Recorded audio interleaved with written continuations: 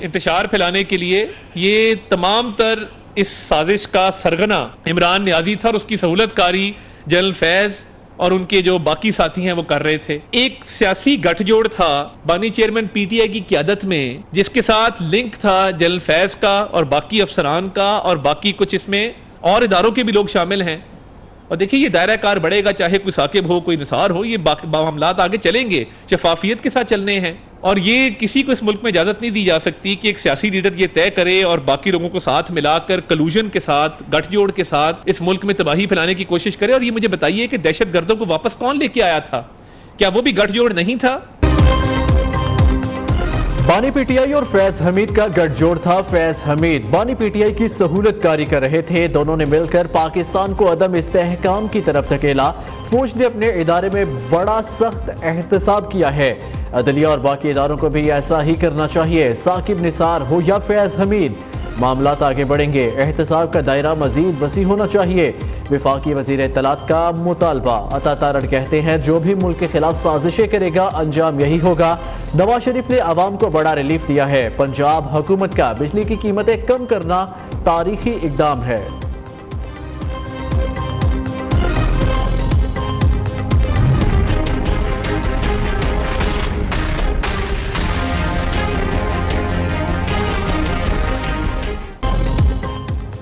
فیض حمید کی گرفتاری سے ڈرا نہیں ہوں, اگر ڈرتا تو اس معاملے پر جوڈیشل کمیشن بنانے کا مطالبہ نہ کرتا. بانی پی ٹی آئی کی اڈیالہ جیل میں صحافیوں سے غیر رسمی گفتگو. کہا نواز شریف نے کہا ہے سارا معاشی نظام پی ٹی آئی نے خراب کیا, ہم پر الزامات لگائے. نواز شریف کے الزامات پر صرف اکنامک سروے آف پاکستان پڑھ لے. نون لیگ والے $19.5 ارب کا خسارہ چھوڑ کر گئے, اس لیے ہمیں آئی ایم ایف کے پاس جانا پڑا. سوشل میڈیا اور انٹرنیٹ پر پابندی سے ملک کو $500 ملین کا نقصان پہنچا.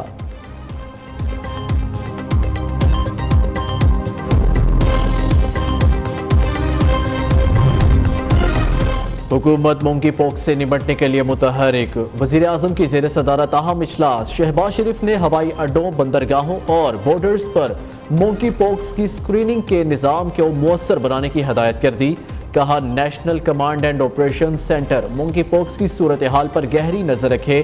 تمام ضروری آلات اور کٹس کی فراہمی یقینی بنائی جائے. وزیر اعظم کے کوارڈینیٹر سے ہے ڈاکٹر ملک مختار احمد نے نیوز کانفرنس میں کہا مونکی پوکس کی علامات 4 سے 15 روز میں ظاہر ہوتی ہیں. آج تک دنیا میں مونکی پوکس 99,000 لوگوں میں پازیٹیو آیا. اگر کسی میں علامات ظاہر ہوں تو اسے آئسولیٹ ہو جانا چاہیے.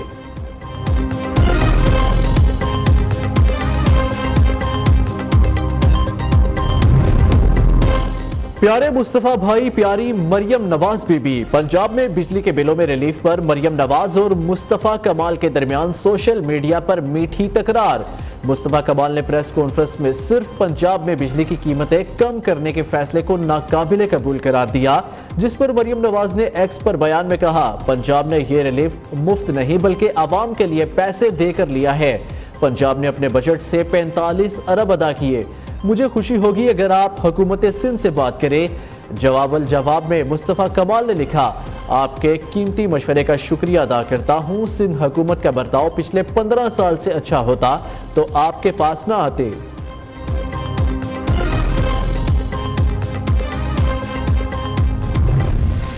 مونسون بارشوں کا ایک اور دھواں دار سپیل. پنجاب, بلوچستان, خیبر پختونخوا اور سندھ کے مختلف علاقوں میں ندی نالے بکھر گئے. پنڈ دادن خان میں بڑا سیلابی ریلا. کوہستان نمک اور دریائے جہلم کے درمیان 4 لاکھ سے زیادہ افراد محصور ہو کر رہ گئے. کوہ سلیمان میں سیلابی صورتحال. راجن پور میں بڑا سیلابی ریلا نشیبی علاقوں کی طرف بڑھنے لگا. دریائے چناب میں اونچے درجے کے سیلاب کا خدشہ. دریائے سندھ میں نچلے درجے کی سیلابی صورتحال برقرار. ناروال کے نالا بئی اور سیالکوٹ سے وزیر آباد تک نالا پلکوں میں نچلے درجے کا سیلاب. ہیڈ مرالا, ہیڈ خان کی اور ہیڈ قادر آباد سے ملحقہ ندی نالوں میں سیلاب سے نقصانات کا خدشہ. جام شورو اور میرپور ماتھیلوں میں بارش سے گلیاں اور سڑکیں پانی سے بھر گئی.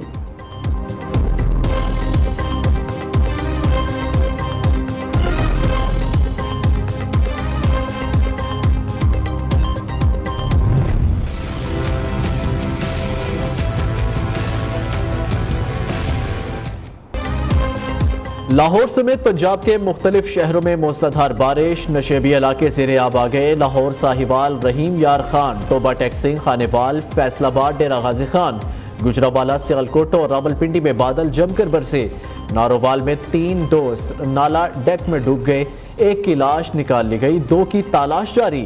تاندیا والا میں چھتیں گرنے کے واقعات، خاتون اور بچہ جاں بحق، 2 افراد زخمی۔ چنیوٹ میں چھتیں گرنے سے 7 افراد زخمی۔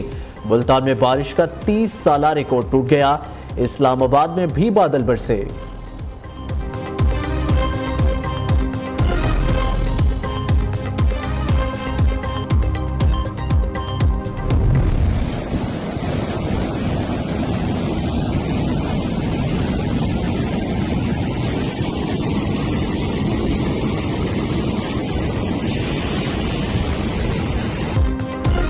بلوچستان کے مختلف علاقوں میں بھی بارشوں کا سلسلہ جاری۔ مونسون سیزن کے دوران اب تک 15 افراد جاں بحق ہو گئے، 9 زخمی۔ 1 جولائی سے اب تک 2877 افراد متاثر۔ سیلابی ریلوں سے 6 گھر مکمل تباہ، 29 گھروں کو جزوی نقصان پہنچا۔ طوفانی بارشوں سے 87 ایکڑ پر فصلیں اور 29 کلومیٹر سڑکیں متاثر ہوئی۔ 5 پل جزوی طور پر تباہ ہو گئے۔ پی ڈی ایم نے رپورٹ کو جاری کر دیا۔ بارشوں کے دوران 120 مویشی ہلاک۔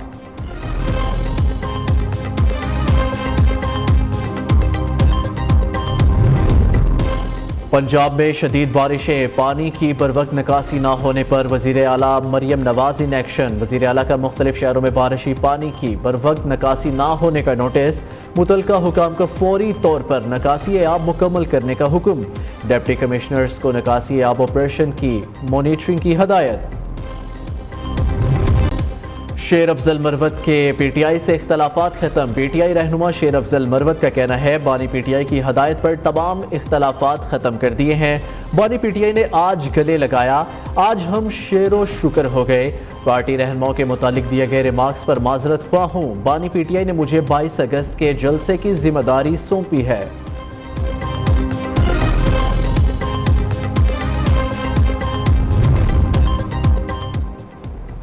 خاموش نہیں بیٹھوں گا، اب کھل کر صوبے میں جاری بدعنوانی کے خلاف مہم چلاؤں گا۔ خیبر پختونخوا کے سابق وزیر شکیل خان کہتے ہیں سرکاری محکموں میں بڑے پیمانے پر رشوت لی جاتی ہے۔ احتساب کمیٹی بانی پی ٹی آئی کی ہدایت کے مطابق نہیں۔ شکیل خان کا مانیٹرنگ کمیٹی کے نام خط سامنے آ گیا۔ وزیر اعلیٰ اور سیکرٹری تعمیرات و مواصلات پر سنگین الزامات۔ خط میں کہا کمیشن کی مد میں 77 کروڑ روپے لیے گئے، 5 کروڑ اور ایک فارچونر گاڑی مجھے بطور تحفہ دینے کی کوشش کی گئی۔ محکمے میں کرپشن کے حوالے سے بانی پی ٹی آئی کو آگاہ کر دیا ہے۔ جماعت اسلامی نے 28 اگست کو ملک گیر ہڑتال کی کال دے دی۔ حافظ نعیم الرحمان کا کہنا ہے وزیر اعظم مہنگائی اور بجلی کے بل کم کرے، ہمیں خیرات نہیں اپنا حق چاہیے۔ ریلیف صرف پنجاب نہیں پورے پاکستان کو ملنا چاہیے۔ اگر پنجاب ریلیف دے سکتا ہے تو سندھ حکومت کیوں نہیں دے سکتی؟ وفاق کا پورا نظام کراچی سے جمع ہونے والے ٹیکس پر چلتا ہے۔ سندھ حکومت کے پاس کراچی کے لوگوں کے لیے کچھ نہیں ہے۔ نائب امیر لیاقت بلوچ کہتے ہیں بجلی کے بلوں میں 2 ماہ کمی کا اقدام ناکافی ہے، عوام سے بجلی کی اصل لاگت وصول کی جائے۔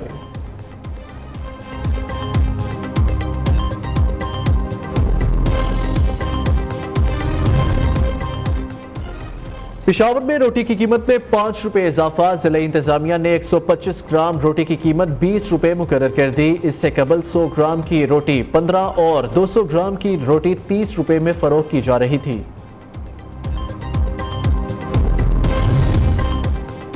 گورنر ہاؤس لاہور میں ارشد ندیم کے اعزاز میں شاندار تقریب، گولڈ میڈلسٹ کا ریڈ کارپٹ استقبال کیا گیا۔ گورنر پنجاب نے قومی ہیرو کو 20 لاکھ روپے اور گاڑی تحفے میں دی۔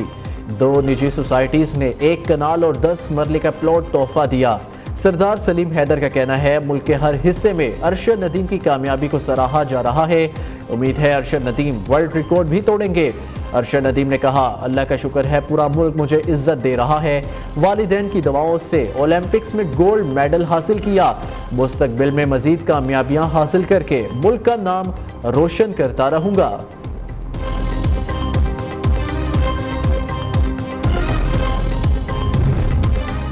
کہ الیکٹرک کی خاتون افسر کے لباس سے متعلق نازیبا ریمارکس کا معاملہ، اسپیکر قومی اسمبلی نے اقبال آفریدی کے ریمارکس کا نوٹس لے لیا، سخت اظہار برہمی، تحقیقات کے لیے کمیٹی قائم، تحقیقاتی کمیٹی 15 دن میں رپورٹ پیش کرے گی۔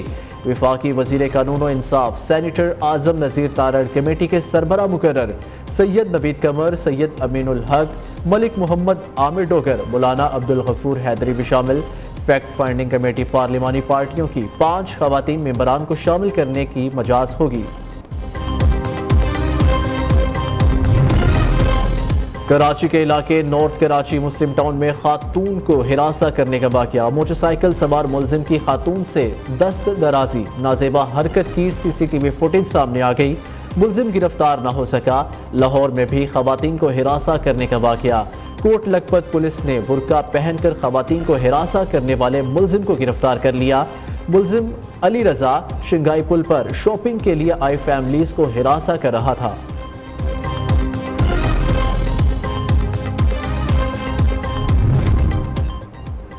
کراچی چیمبر آف کامرس کا تاجر دوست اسکیم کو مؤخر کرنے اور دکانداروں کو نوٹس واپس لینے کا مطالبہ، صدر کراچی چیمبر کا کہنا ہے تاجر دوست اسکیم کے نفاذ کو بھی کم از کم 3 ماہ کے لیے مؤخر کرنا چاہیے۔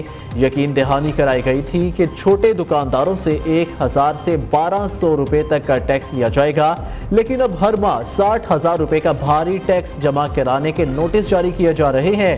سنگین خامیوں سے بھری تاجر دوست اسکیم پر تمام سٹیک ہولڈرز کی مشاورت سے نظر ثانی کی ضرورت ہے۔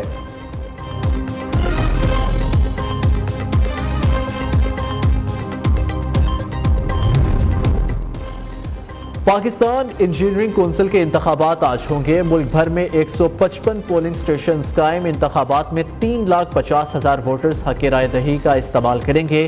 46 مجموعی نشستوں پر 291 امیدوار مد مقابل، چیئرمین کے لیے 11 اور سینئر وائس چیئرمین کے لیے 12 امیدواروں میں مقابلہ ہوگا۔